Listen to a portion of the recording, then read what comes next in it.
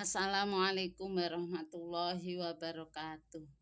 Kaum muslimin muslimat yang dirahmati Allah, marilah kita bersama-sama membaca surat Al-Fatihah. Semoga Allah membukakan ilmu dengan mudah, membukakan rizki dengan mudah, memudahkan semua urusan kita. Amin amin ya rabbal alamin.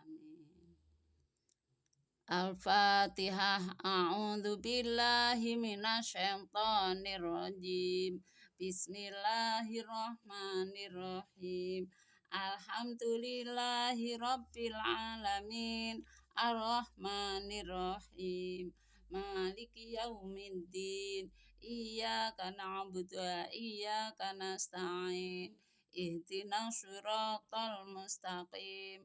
Siratal ladzina an'amta 'alaihim ghairil maghdubi 'alaihim waladdallin. Rabbi ighfirli wa liwalidayya warhamhuma kama rabbayani shaghira. Amin. Bismillahirrahmanirrahim. Shallallahu ala Muhammad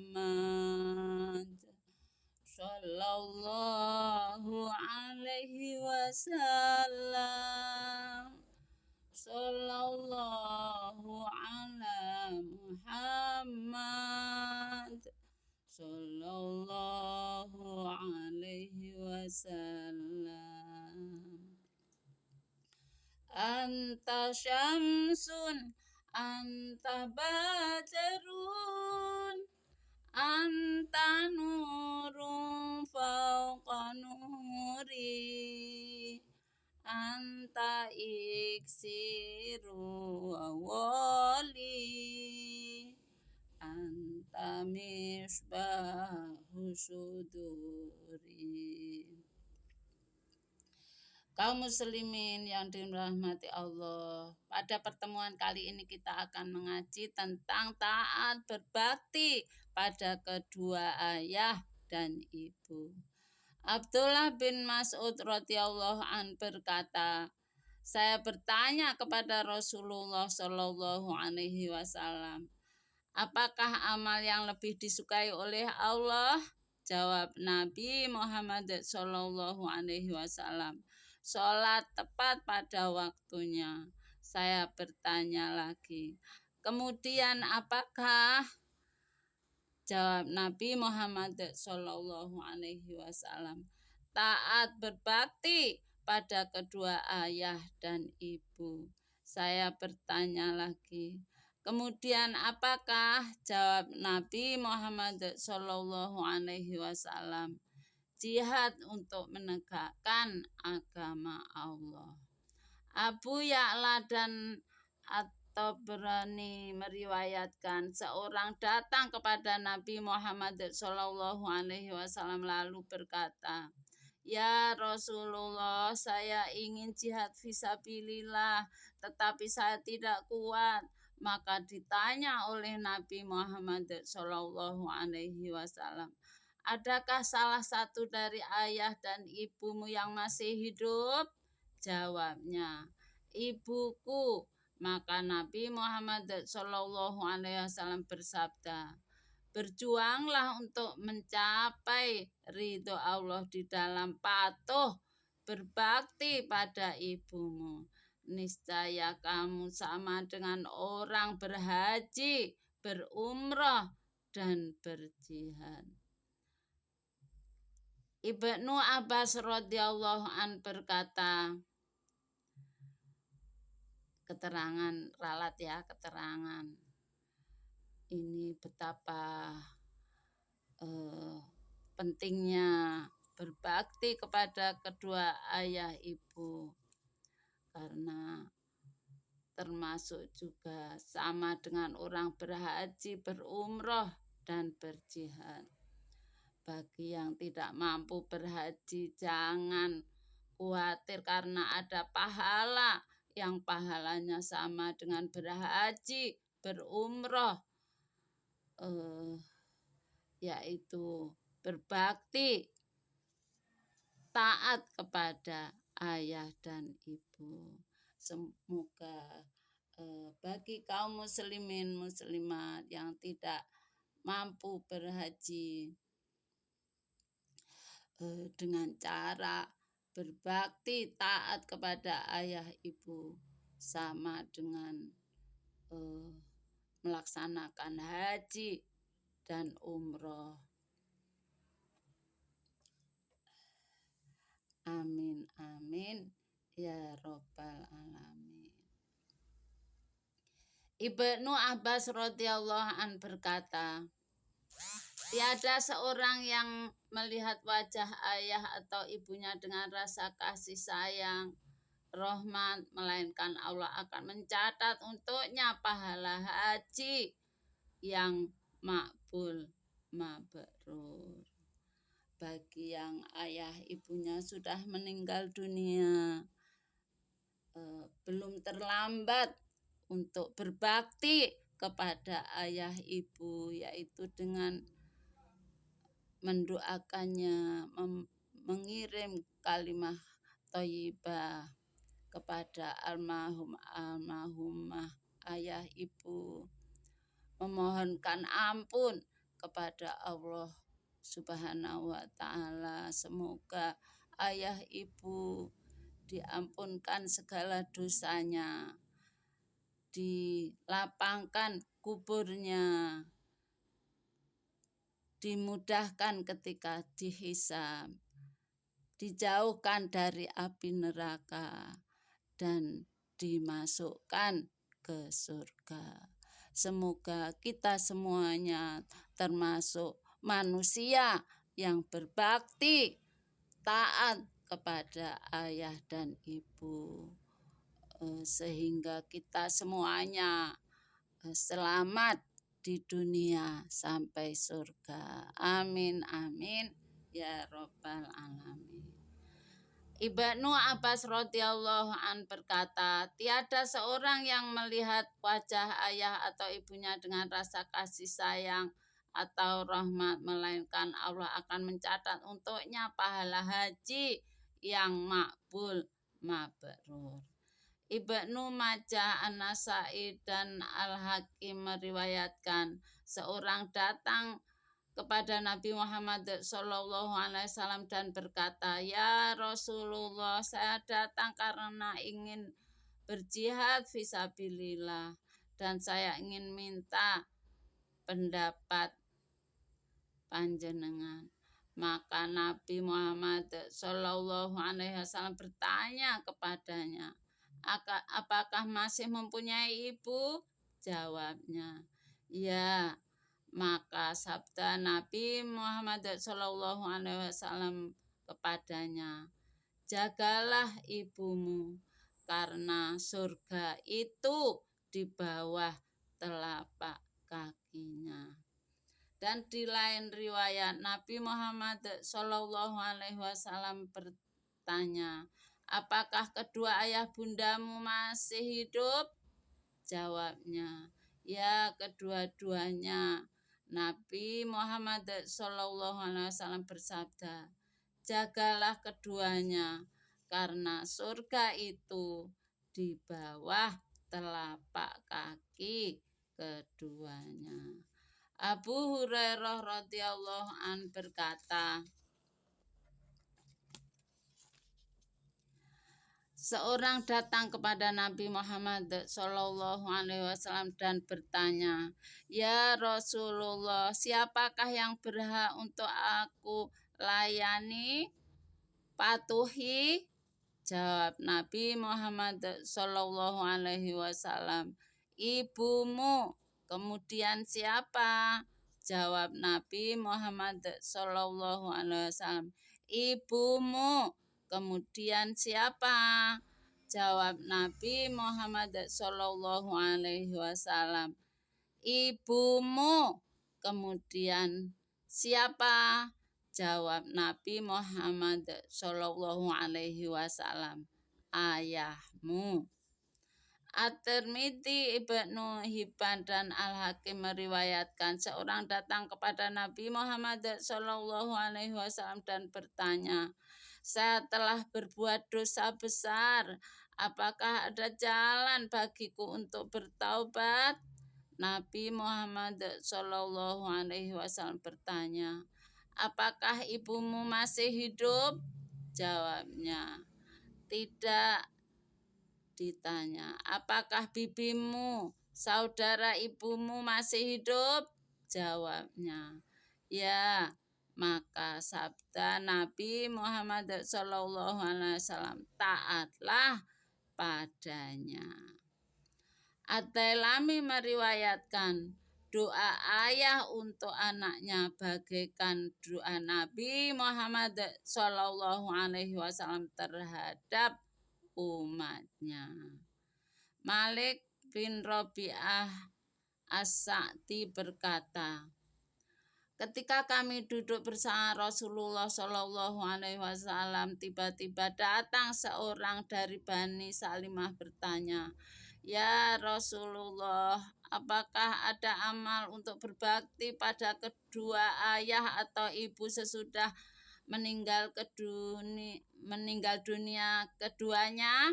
Jawab Nabi Muhammad SAW, ya, mensolatkan keduanya, membacakan istighfar bagi keduanya, melaksanakan wasiat keduanya, menghubungi kerabat dari keduanya, menghormati sahabat-sahabat keduanya.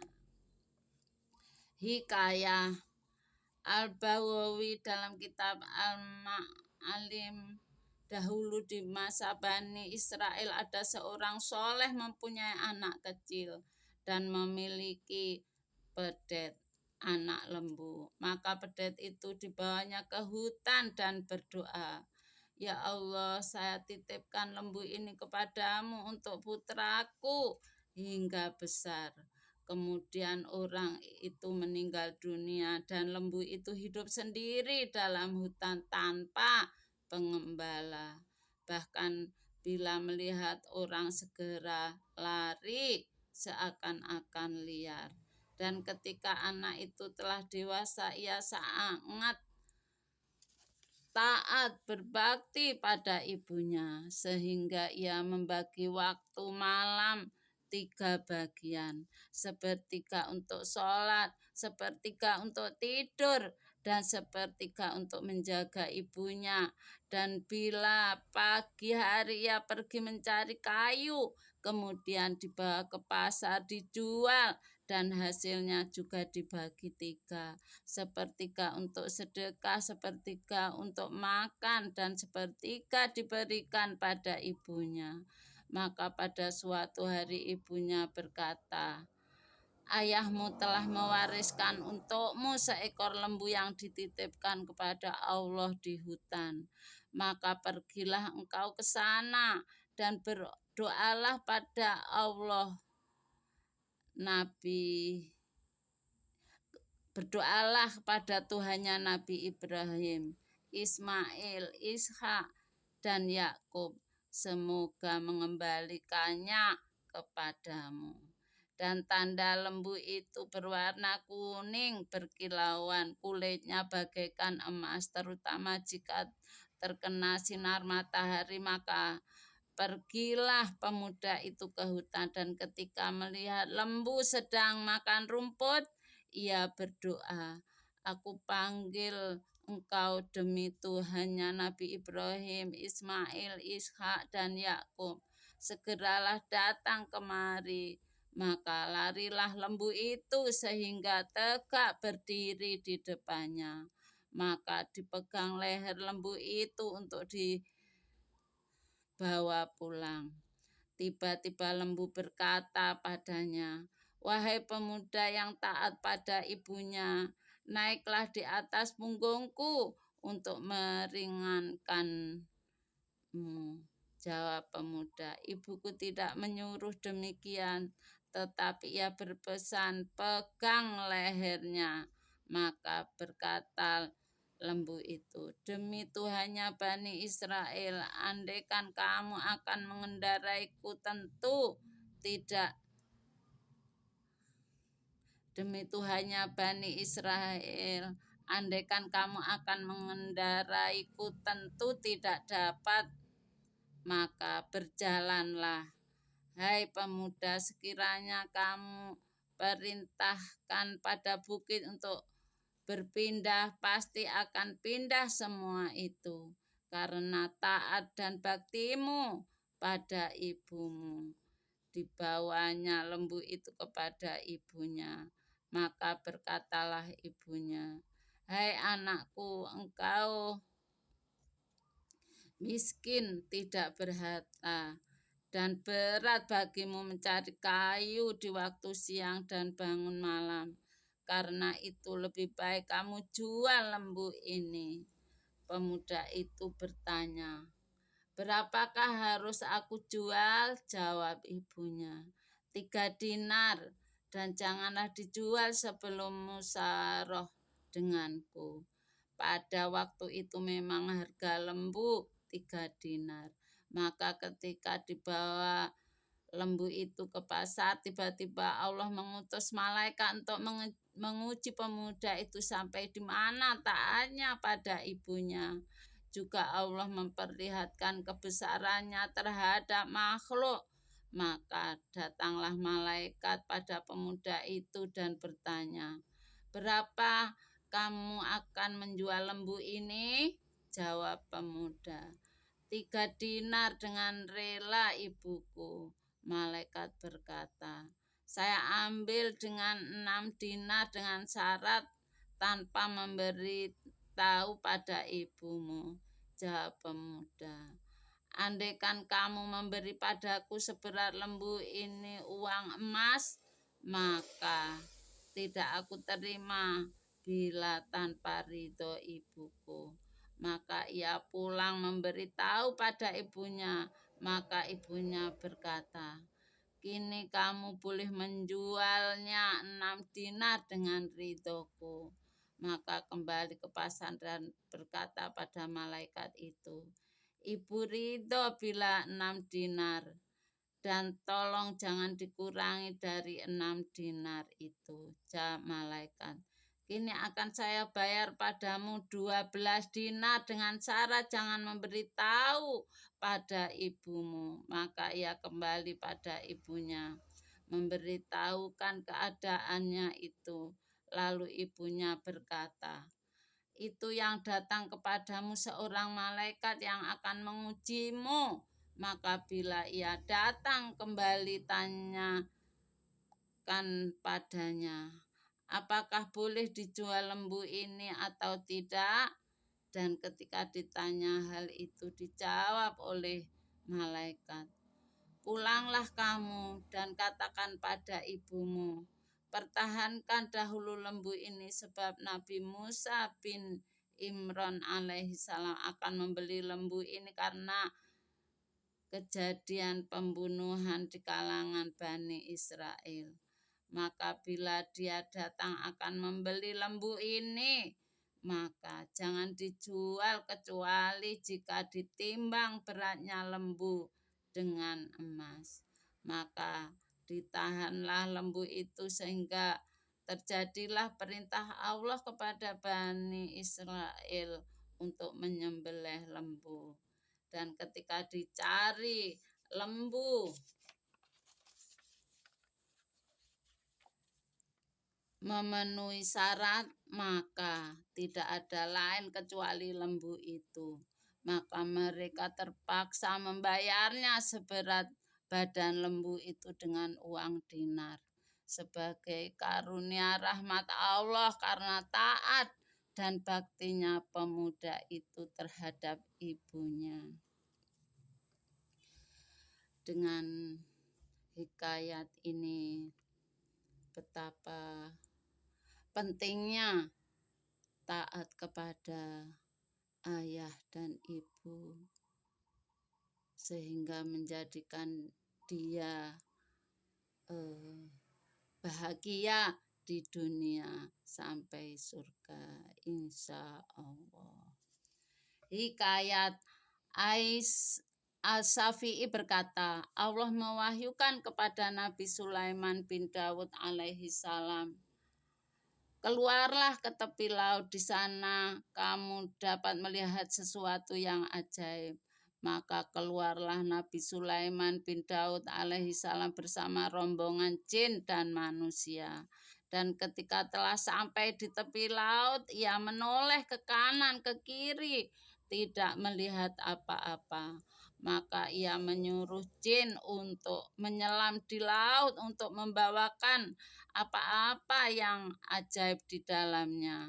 Maka menyelamlah Ifrit jin sesaat lamanya, kemudian kembali dan berkata, saya telah menyelam dalam jarak sekian tetapi belum mencapai dasar laut dan tidak menemukan sesuatu yang ajaib.